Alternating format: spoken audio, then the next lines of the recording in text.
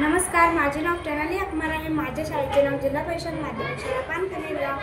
मी इयत्ता 7वी मध्ये शिकत आहे। आज मी तुम्हाला या पुस्तकाची माहिती सांगणार आहे। या पुस्तकाचे नाव आहे पंडित नेहरूच्या छान छान गोष्टी। या पुस्तकाचे लेखक आहेत बाबुराव शिंदे। या पुस्तकात पंडित जवाहरलाल नेहरू यांच्याविषयी खूप माहिती दिलेली आहे।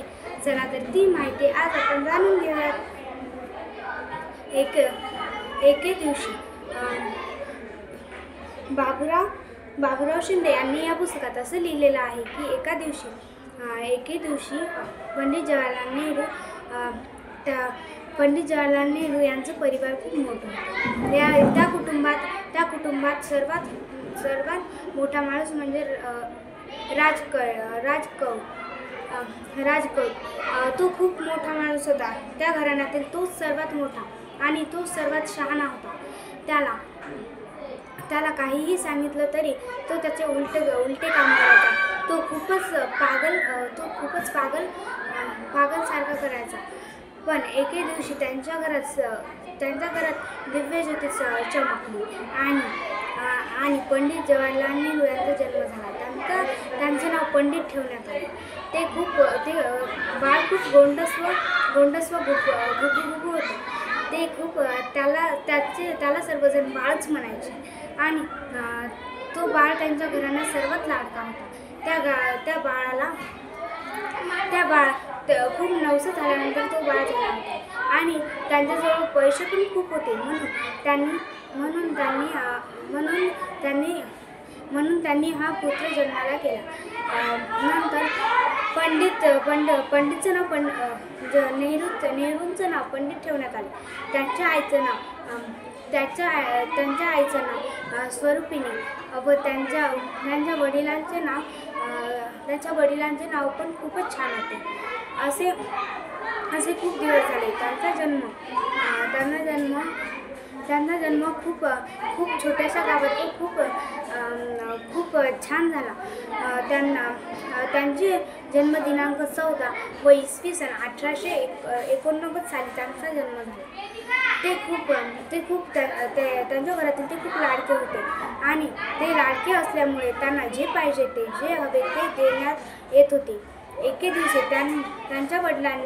त्यांच्या वडिलांचा खूप छान व्यवसाय होता। त्या व्यवसायामुळे त्यांना खूप पैसे मिळायचे। पैसे मिळाल्यानंतर त्यांच्या वडिलांनी ते पैसे जमा करून ठेवले होते। जमा केल्याच्या नंतर त्यांनी एक मस्त घर घेतलं। मस्त घर घेतल्यानंतर ते घर इतकं छान होतं। त्या घरात राजमहालासारखं ते घर आणि त्या घरात जिकडं तिकडं बागडण्यासाठी जागा होती। मस्त 10-5 रूम झोपण्यासाठी आणि एवढं मोठं स्वयंपाकघर। ते त्यांच्या घरात खूपच लाडके होते। त्यांना असं वाटलं शिकायचं तर ते शिकत होते। त्यांना असं वाटलं शेती करायची तर ते शेती करत होते। त्यांना जिकडे जायचं तिकडे ते पाठवत होते। त्यांची आई त्यांना खूप छान शिक्षण देत असे।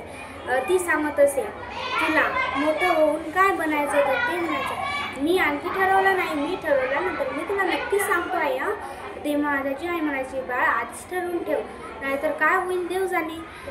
एके दिवशी पंडित जवाहरलाल नेहरू हे घोड्यावर बसून गेल्यानंतर घोडा जिकडे तिकडे उड्या मारत होता। त्यांना त्या घोड्यावर खूप मजा येत होती। घोडा इतका सुंदर, गोरापान घोडा आणि त्या घोड्याचे केस मऊ। त्याला तो घोडा खूप आवडला। तो म्हणाला, मला हा घोडा पाहिजे म्हणजे पाहिजे। मी हा घोडा रोज चालू शकतो का, असा प्रश्न त्याच्या मनातून येऊ लागले। पण एकदा घोड्याने मोठी उडी मारली आणि पंडित तिथेच पडले। सर्वजण त्याच्या आईला माहीत नव्हते पंडित कुठे गेले, पण त्याच्या वडिलांना माहीत होते पंडित घोड्यासोबत गेले। त्यांची आई म्हणाली, तुम्हाला माहीत आहे का, तर ते माणूस म्हणाला। तर त्यांचे वडील म्हणाले, हां मला माहीत आहे, मी सांगतो ना, ते घोड्यावर बसून जंगलावर गेलाय।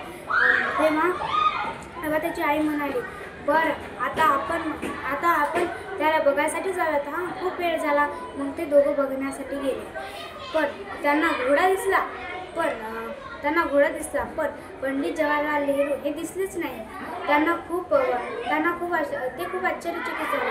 ते म्हणाले, त्याची आई म्हणाली, माझा नेहरू, माझा पंडित कुठे गेला? हरवला तर नाही ना? पडला तर नाही ना?